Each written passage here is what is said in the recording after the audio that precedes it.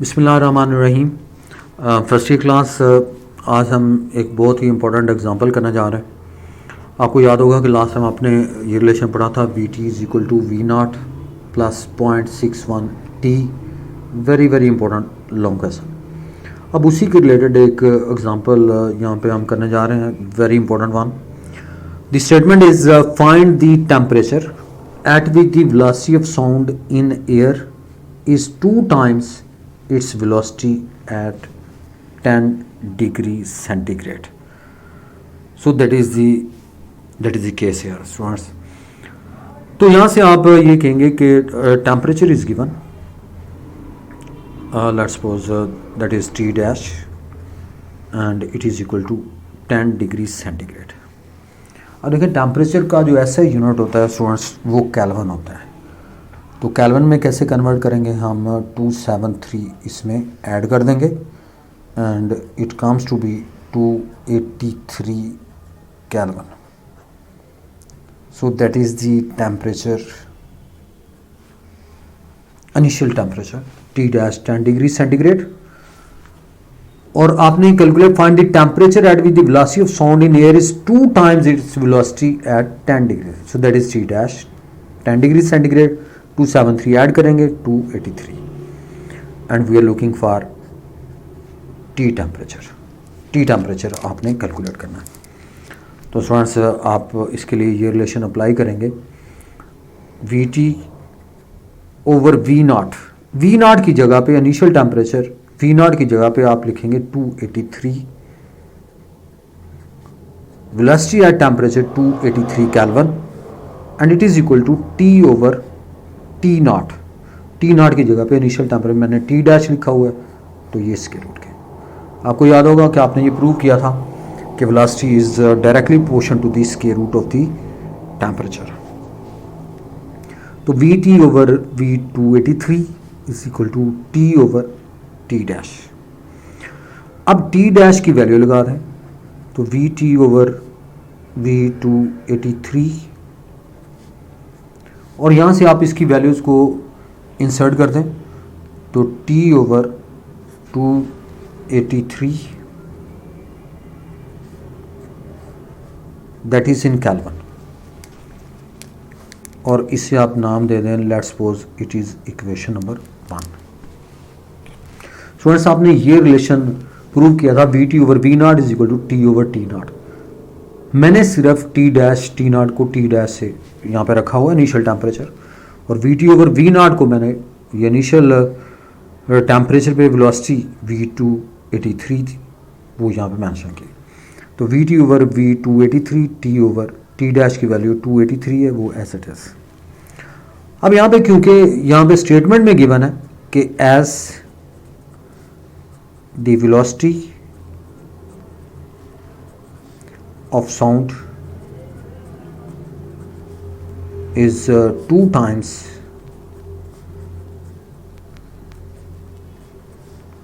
its velocity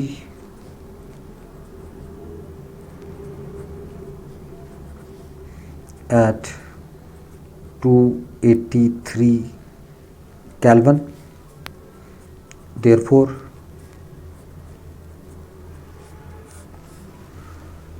we t students इसी को आप मेंशन करेंगे 2 into v 283। So v t is equal to 2V 283 के इक्वल। ये स्टूडेंट्स ये स्टेटमेंट में गिवन है, the velocity of sound is 2 times its velocity at 283 kelvin. So v t is equal to 2V 283। अब students इस जगह पे ये वाली वैल्यू लगा दें। So putting in equation number 1, we get 2V 283 divided by V 283 and it is equal to T over 283 और यहाँ से केल्विन है तो इसको आप स्क्वायर रूट अप्लाई करें।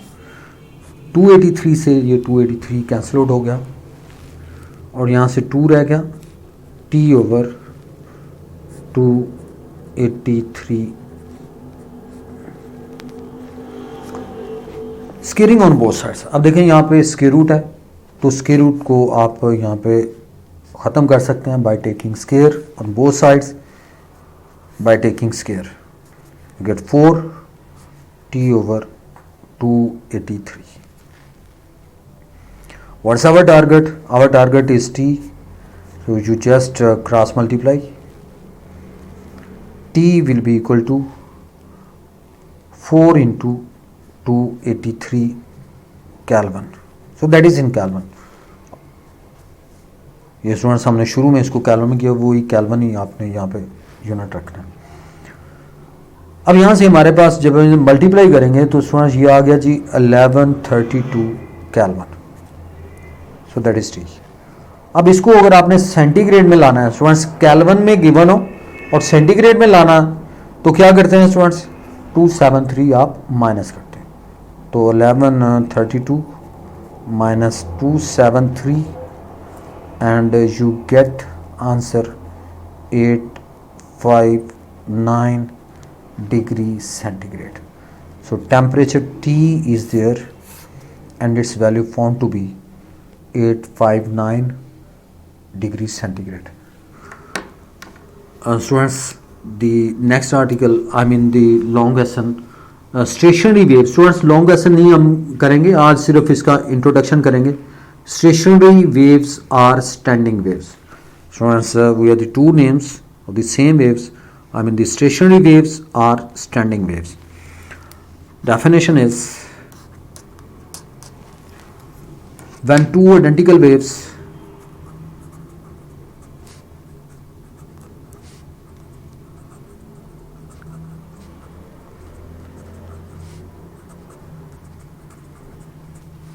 having same frequency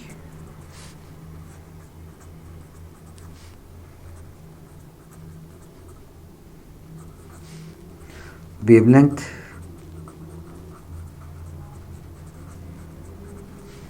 and amplitude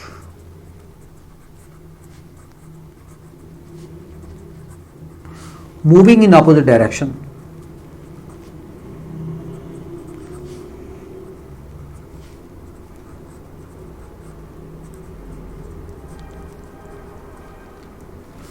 when two identical waves having same frequency, wavelength and amplitude moving in opposite directions,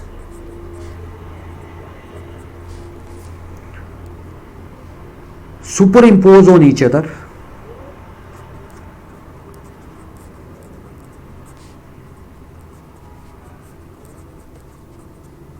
superimpose का मतलब होता है मिलना, superimpose on each other give rise to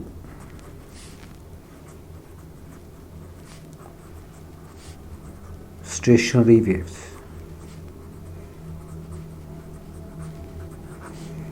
Give rise to stationary waves. Look at the definition again here students. When two identical, identical कहते हैं same को, एक जैसी जिसे आप कहते हैं। When two identical waves having identical waves में क्या चीज़ें कॉमन होती है students, same frequency, wavelength and amplitude moving in opposite direction, that's very important. यानी उनकी अपोजिट डायरेक्शन मूव कर रही हो, सुपर इम्पोज होने, वो मिलें on each other, give rise to stationary waves, वो स्टेशनरी वेव्स जनरेट करेंगी, प्रोड्यूस करेंगी, और इन्हीं वेव्स को हम स्टैंडिंग वेव्स भी कहते हैं। अब स्टूडेंट स्टैंडिंग वेव्स क्यों कहते हैं ये मैं आपको लास्ट में बताऊंगा। अब स्टूडेंट्स इसकी एक्सप्लेनेशन है,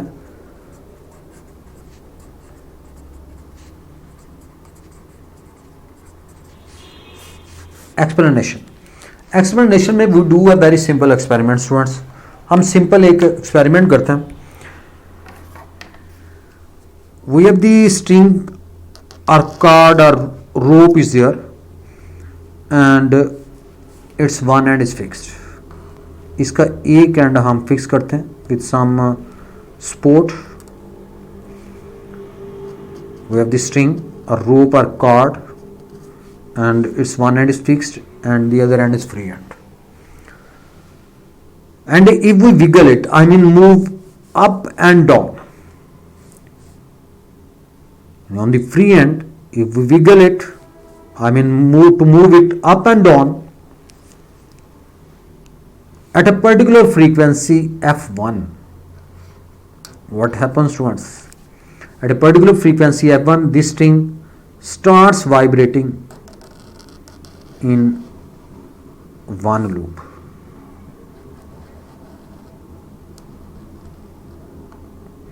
Starts vibrating in one loop.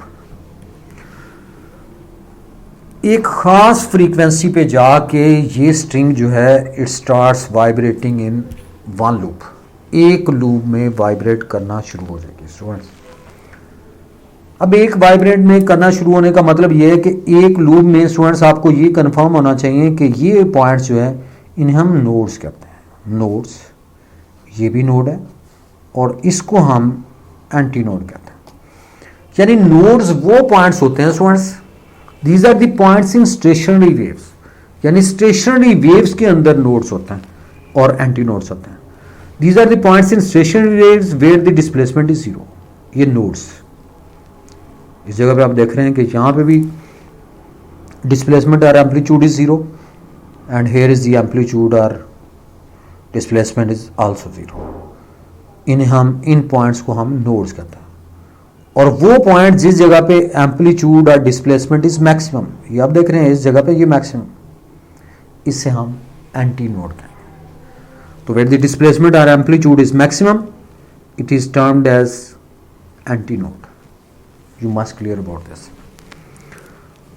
And students, if we keep on wiggling this thing, अगर हम इसको up and down speedily move करवाते रहते हैं and at double frequency, I mean at 2f1, यानी पहली फ्रीक्वेंसी से double, then what happens?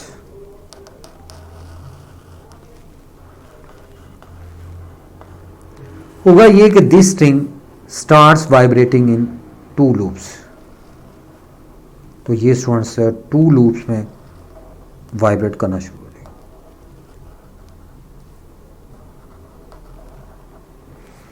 The string starts vibrating in two loops at a particular frequency, I mean 2f1.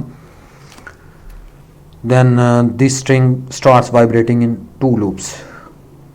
Where the displacement is zero, where the node is there, displacement is nodes is also node. Where the displacement is maximum, its antinode is there, displacement maximum, antinode. So let's look at again here, we have the explanation of stationary waves, how the stationary waves are produced.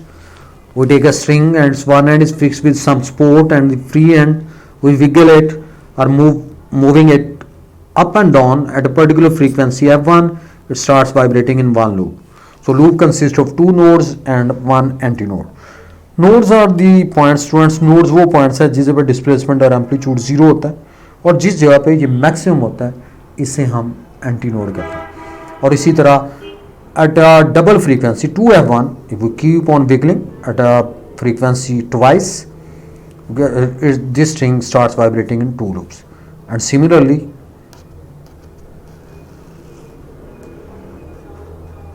at a frequency 3f1, then what happens? This string starts vibrating in three loops.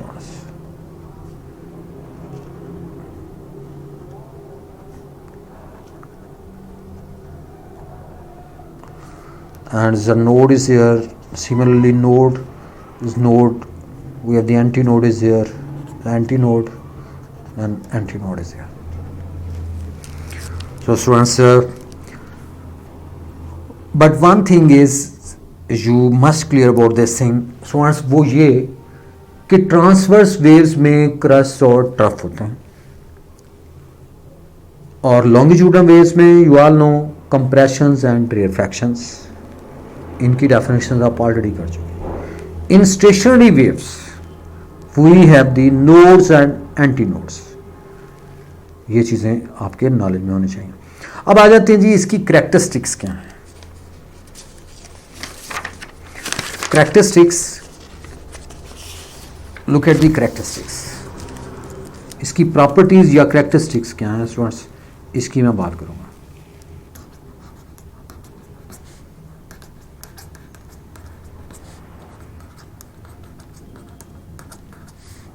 Characteristics or properties of stationary waves. Number one में the stationary waves cannot transfer energy.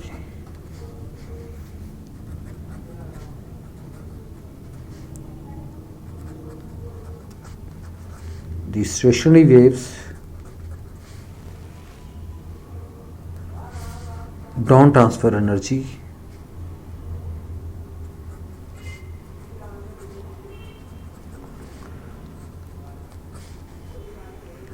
Don't transfer energy from one point to another point.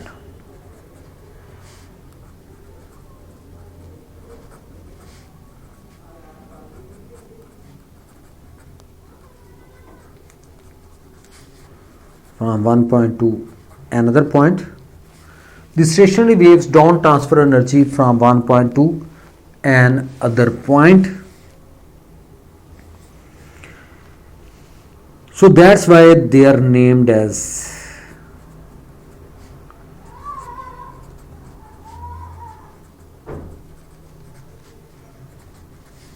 Standing waves.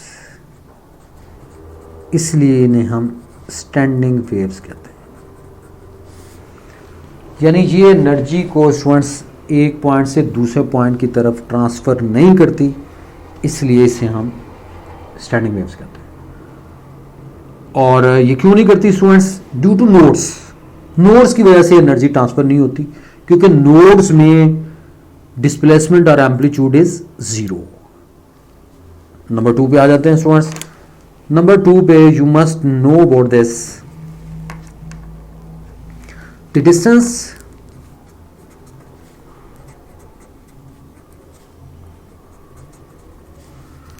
between node and antinode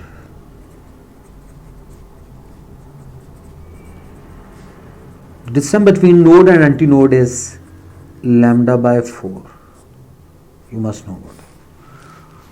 And distance between node and antinode is lambda by 4, and the distance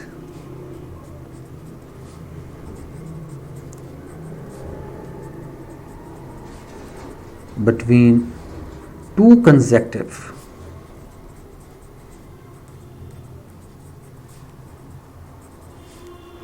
nodes or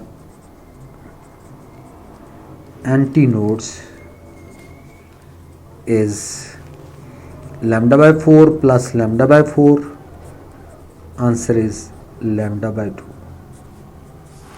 That is students.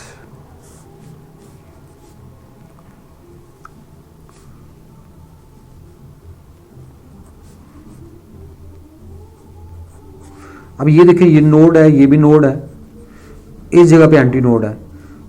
Node और antinode के दरमियान distance lambda by 4, ये भी lambda by 4. Two consecutive nodes या two consecutive antinodes के दरमियान students कितना होगा? इन दोनों को आप ऐड करेंगे. Lambda by 4 plus lambda by 4. Answer is lambda by 2. इसमें आप ये कहेंगे कि at nodes,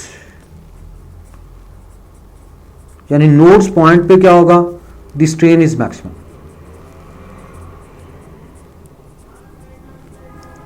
the strain is maximum, और स्ट्रेन मैक्सिमम होगा तो एम्पलीट्यूड क्या होगा? जीरो होगा, या displacement is zero.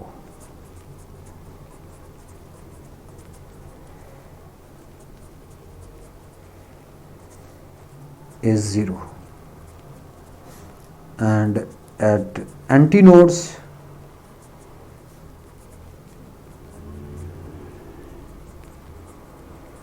Antinodes points, antinodes पे क्या होगा स्टूडेंट्स? स्ट्रेन इज मिनिमम,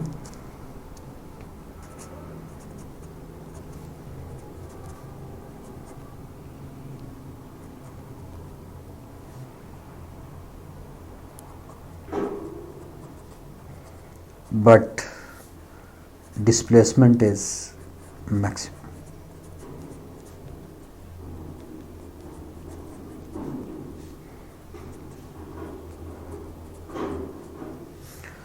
यानी at node strain is maximum, displacement is zero, and at antinodes strain is minimum but displacement is maximum. तो students, आज हमने just stationary waves की definition और basic concept को डिस्कस किया है, और नेक्स्ट हम इंशाल्लाह इसके लॉन्ग लेसन को हम डिस्कस करेंगे, stationery waves in a string and stationery waves in air column. Thank you all.